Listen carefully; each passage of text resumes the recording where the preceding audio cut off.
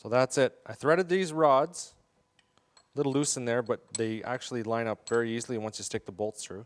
I just use a 3/8 thick bolt with about a 3/4 inch shank on it, just to go through this motor mount here, and then it'll thread right into the rod. Same thing for the back.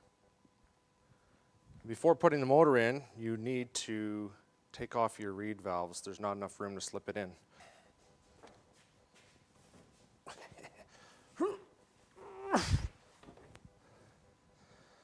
Now, all right, I thought I could do that by just slipping it by, but obviously I need to undo these brackets and move that mount backwards, so there's always something to do. Good God. Won't take long. I've just undone this bracket here, loosened up at the top. I think I can pretty much squeeze this bracket back, and I should be able to slip the motor through. It's the Y pipe sort of comes in contact with the front, and maybe the cylinders or the head might be a little different shape than the 800, so it's a little tight to get in, although I'm not sure if you can get an 800 in here without taking everything apart because I've never done it.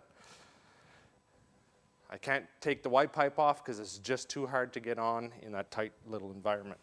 So let's try this here.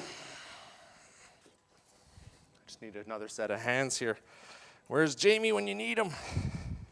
Take back all that stuff I said about him. Okay, let me get this. There. That's through there. Hey.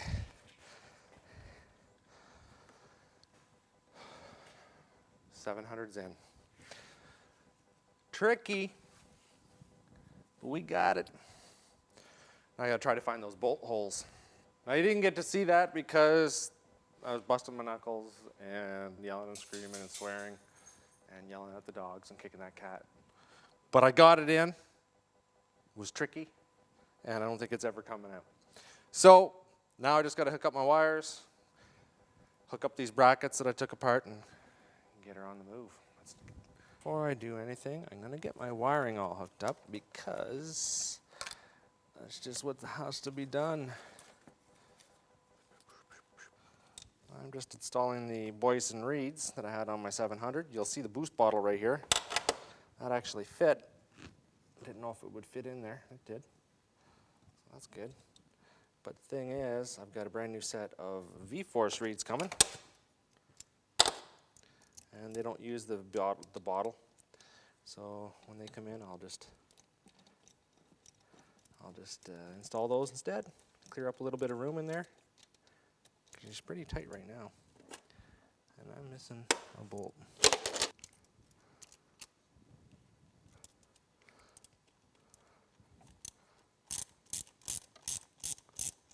Got my sensor for my Digitron fuel pump.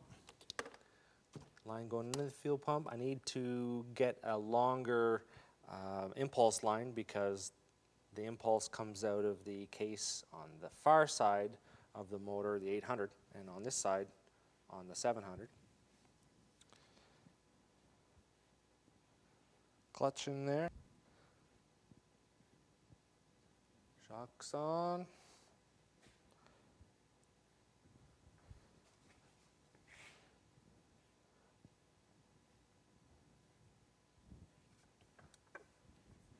Can't forget to put my motor stopper in there, my motor brace.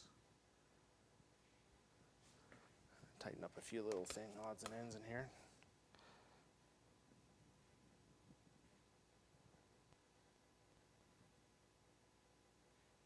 Belt drives on.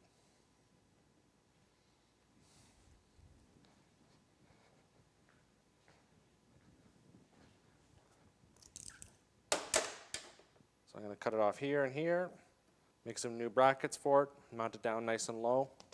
That's going to be my seat. Looks good.